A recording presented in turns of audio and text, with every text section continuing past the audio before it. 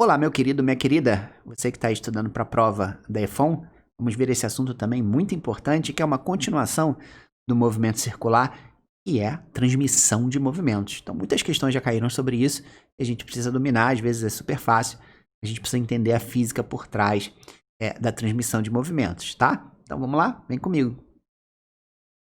Agora, a gente vai falar sobre o movimento circular uniforme. O movimento circular uniforme ele é definido quando? Quando a velocidade angular ômega permanecer constante durante todo o movimento. Então, durante o movimento circular, se essa velocidade angular não se alterar, a gente tem um movimento circular uniforme. Pensa, por exemplo, nas pás de um ventilador depois que ele já está ligado e está rodando. O tempo que ele estiver ali rodando, né, e funcionando, aquilo ali, os pontos de qualquer parte da pá do ventilador vai permanecer constante durante todo o movimento, ok? Então, nesse caso, a gente tem que lembrar do seguinte: existem dois tipos de velocidade que a gente precisa lembrar. Primeiro é a definição da velocidade angular que a gente já viu. Velocidade angular é o deslocamento angular em função do tempo, ok? Então, você tem um corpo que estava nessa posição inicial, ângulo zero, o corpo se deslocou para essa posição, que é um ângulo de 90 graus. Então, ele descreveu aqui um deslocamento angular de 90 graus, que é π sobre 2. Bom, isso acontece no intervalo de tempo. Então, se eu dividir esse deslocamento angular pelo tempo que ele executou isso, eu tenho a velocidade angular. Mas também existe a velocidade, aquela normal que você conhece lá do movimento reto, V igual a ΔS sobre ΔT. Mas o que seria ou como eu calcularia essa velocidade dentro deste movimento circular? Muito fácil. Você vê que quando ele saiu dessa posição e veio para esta posição, ele teve aqui um deslocamento na curva, né? Ele teve esse ΔS aqui na curva. Que, claro, é mais chatinho de calcular, por isso que é mais fácil a gente trabalhar com ângulo em vez de ΔS, porque no movimento circular esse ΔS é um arco da circunferência, ok? Mas se a gente pegar esse arco e dividir pelo tempo, a gente vai ter a velocidade normal, a velocidade linear.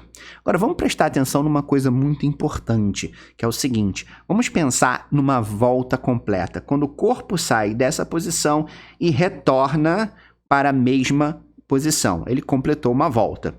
Tudo bem? Então, quando ele completa uma volta, primeira coisa, o ângulo total que ele descreve vai ser de quanto? 360 graus, que é o ângulo que eu tenho numa circunferência completa. Tudo bem? Então, θ igual a 360 graus, que é representado por 2π radiano. E qual vai ser o ΔS total numa circunferência, numa volta completa? Bom, aí você aprendeu lá na matemática do jardim que uma circunferência ela tem um comprimento total de 2πr. Tudo bem? E claro, como a gente está trabalhando com uma volta completa, a gente sabe que quando o corpo sai dessa posição e completa uma volta, esse tempo é um tempo especial que a gente chama de período e representa pela letra T maiúscula, certo? O que a gente vai fazer agora, que são duas fórmulas muito importantes dentro do movimento circular uniforme? A gente vai pegar o θ e substituir aqui dentro da velocidade angular, vai substituir o tempo por T grande, porque a gente está trabalhando com uma volta completa, e vai fazer a mesma coisa para o ΔS e para o ΔT, ok? Então, fazendo primeiro para a velocidade angular vai ser o ângulo que ele descreve numa volta completa, que é 2π, divididos pelo tempo que ele demora para completar uma volta, que é T maiúsculo, certo? E aí, quando você lembra lá do movimento circular, você sabe que frequência e período são grandezas inversas, certo? Então, neste caso, esse 1 sobre t aqui pode ser descrito como frequência. Por isso, 2π sobre t e 2πf são equivalentes. Tudo bem? Agora eu vou fazer a mesma coisa para a velocidade. Na velocidade, a gente tem a distância percorrida, o ΔS, numa volta completa é 2πr, Então, coloquei 2πr aqui. E o tempo de uma volta completa é o t grande, é o período. Então, 2πr sobre t. E, mais uma vez, o 1 sobre t pode ser substituído pela frequência. Então, essas duas expressões são muito importantes e usadas em alguns exercícios, tá? E você é esperto, você vai perceber que, por exemplo, aqui, ó, esse carinha aqui, o 2π sobre t, quem é esse cara? 2π sobre t é o próprio ômega. Então, aqui eu tenho uma outra expressão super importante dentro do movimento circular uniforme. V igual a ômega vezes R. Então, velocidade linear e velocidade angular estão relacionadas por essa expressão V igual a ômega R. Agora vamos falar de uma parte muito importante que cai em Enem, cai bastante em vestibular, que é a transmissão de movimentos. Nesses dois GIFs animados, você está vendo um tipo dos dois que existem, tá? Que no caso aqui é quando eu tenho duas polias ligadas por uma correia, tá? E aqui eu tenho duas rodas dentadas, tá? E aí você vê que quando uma gira, a outra vai girar também. Porém, a física desses dois exemplos é a mesma, que são polias ligadas por uma correia ou rodas dentadas, e a gente ainda tem uma segunda situação, que é quando eu tenho duas rodas acopladas pelo mesmo eixo. Então, a gente vai ver a física de cada uma delas. Então, vamos começar com a principal, a que mais aparece em exercícios, que é a polia ligada ou polias ligadas por uma correia ou rodas dentadas. Então, aqui eu tenho a polia número 1, que tem um raiozinho menor, R1. Tenho aqui uma polia número 2, com um raiozinho maior, R2. E essas duas polias estão ligadas por uma correia. Então, quando uma polia começa a girar, a outra vai girar juntos, porque elas estão conectadas por essa correia. Agora, o que eu posso descobrir de interessante aqui? Vamos pensar num ponto que está localizado aqui na correia e um outro ponto que está localizado aqui na correia. A correia, ela está se movimentando. Então, suponha que esse ponto se desloque dessa posição para essa posição. Quando esse ponto se deslocar dessa posição para essa posição, esse outro ponto aqui se deslocou dessa posição para essa posição. Porém, como a correia é a mesma, o que a gente pode concluir? Que a distância que esse ponto vai andar daqui até aqui é a mesma distância que esse ponto vai andar daqui até aqui. Aqui eu coloquei uns números só para exemplificar, tá? Exemplo, suponha que o ponto andou 10 centímetros em 1 segundo. E aqui, obviamente, ele também vai andar 10 centímetros em 1 segundo. Então, aqui eu tenho as velocidades, né? Você vê que nesse pontinho aqui eu posso definir a minha velocidade V1 dentro dessa polia número 1.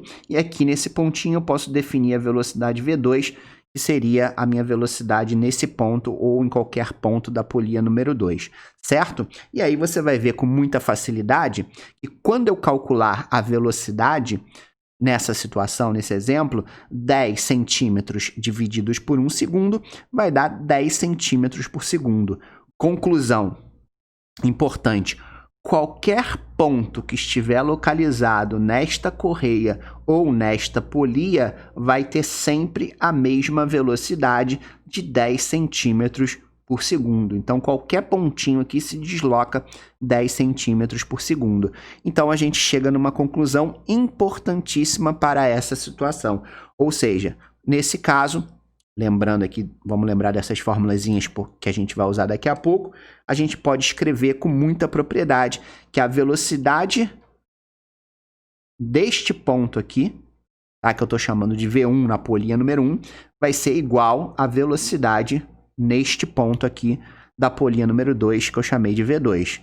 Mas isso é válido para qualquer ponto que eu tiver na polia ou na correia, as velocidades são sempre iguais. Agora, vamos lembrar que velocidade é ômega-r e substituir do lado esquerdo ômega-r e do lado direito ômega-r também, ok? Então tá lá, ômega1 vezes R1 igual a ômega2 vezes R2. Mas o que é o ômega? É a velocidade angular. E a velocidade angular está amarrada no movimento circular uniforme por essa formulazinha 2πf. Então, vou substituir 2πf aqui no ômega1 e 2πf no ômega2. tudo bem? Então, fazendo essa substituição, muito fácil. Então, vai ficar 2πfr e 2πfr2, ok? A gente pode fazer um corte aqui do 2π e o que sobrou? Sobrou um produto de frequências vezes raio. Então, isso significa o quê? Que a frequência de rotação da primeira polia vezes o raio da primeira polia vai ser igual à frequência de rotação da segunda polia vezes o raio da segunda polia. Então, essa expressão aqui é bastante usada em exercícios de transmissão de movimentos, quando eu tenho polias ligadas por uma correia ou rodas dentadas. E qual seria agora a segunda situação? A segunda situação seria quando eu tenho duas rodas que estão acopladas pelo mesmo eixo. Tá? Então, eu tenho aqui um eixo que vai girar e vai fazer com que essas duas rodas, aqui representadas pelas cores verde e amarelo, que vão rotacionar também. Então, a roda menor tem um raio R1 e a roda maior tem um raio R2, ok? Então, qual seria a física por trás desse tipo de movimento? Vamos considerar aqui dois pontinhos vermelhos localizados aqui na parte mais alta de cada roda, ok? Quando esse pontinho aqui, por exemplo, da roda amarela, se deslocar daqui para cá, ele se deslocou 90 graus, concorda comigo? Então, 90 graus. Quanto que esse pontinho vai se deslocar? Ora, se eles não estão acoplados pelo mesmo eixo, é meio óbvio a gente pensar que esse pontinho também vai se deslocar 90 graus, correto? Como isso aconteceu no mesmo intervalo de tempo, e a gente sabe que a velocidade angular é definida pelo quanto de ângulo o corpo está andando e o tempo que isso acontece, ora, se os ângulos aqui são iguais para as duas rodas e o tempo também é igual, qual é a conclusão brilhante que a gente chega? Que quando eu tenho polias ligadas por um mesmo eixo, a velocidade angular da primeira polia vai ser igual à velocidade angular da segunda polia. Lembra que no anterior era a velocidade linear, V1 igual a V2. Aqui vai ser a velocidade angular. E aí a gente lembra mais uma vez que V igual a ômega vezes R, por isso que essa expressão é muito importante. E se a gente isolar o ômega, a gente vai ver que ômega é igual a velocidade sobre o raio. E aí, substituindo V sobre R aqui e V sobre R aqui, a gente chega nessa expressão V1 sobre R1 igual a V2 sobre R2. Lembrando que essa expressão é muito menos importante do que a anterior que a gente viu, tá? Mas pode ter algum exercício ou outro que vai aparecer isso daí, ok? E pra gente...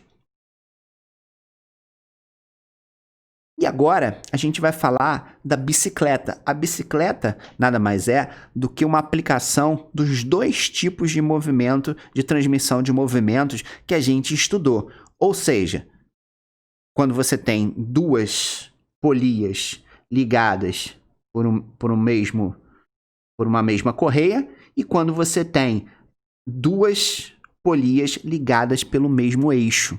Essa parte aqui a gente chama de coroa, que é onde tem o pedal, onde você pedala a bicicleta. Na parte de trás, essa correia fica ligada numa catraca e essa catraca fica ligada numa roda. Quando a catraca começa a girar, a roda vai girar juntos. Então, o que acontece aqui entre a catraca e a coroa? Entre a catraca e a coroa estão ligadas pela mesma polia. Como a gente viu, a velocidade V vai ser igual em qualquer ponto da catraca e da coroa e da correia, certo? E como catraca e roda estão ligadas pelo mesmo eixo, como a gente viu na teoria, o ômega, a velocidade angular, é igual das duas, certo?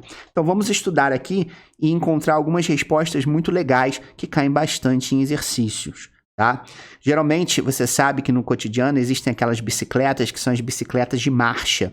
As bicicletas de marcha, ela tem aqui o raio da catraca que você pode alterar quando você aperta um botãozinho no guidão. E você também pode alterar a posição que essa correia vai estar em coroas diferentes, ou seja, em raios diferentes. E a mudança desses dois faz com que ou você ande mais rápido, ou você tenha mais força na bicicleta. Então, geralmente nos exercícios, ele pergunta qual é a combinação entre raio de coroa e raio de catraca para eu ter a maior velocidade possível, para eu correr o máximo com a minha bicicleta com o mesmo número de pedaladas. Então, a gente vai ver isso agora. Então, vamos começar a nossa análise pensando em catraca e coroa. Então, entre catraca e coroa, a velocidade V é igual em qualquer ponto. Então, eu posso escrever tranquilamente que a velocidade da catraca é igual à velocidade da coroa, certo? Agora, a gente vai lembrar mais uma vez daquela expressão super importante, que V igual a ômega vezes R, e trocar aqui na velocidade da coroa por ômega da coroa vezes o raio da coroa. E aí, qual é a conclusão que a gente chega? Repara que a velocidade da catraca está de um lado da equação em cima e o raio da coroa está do outro lado da equação também em cima.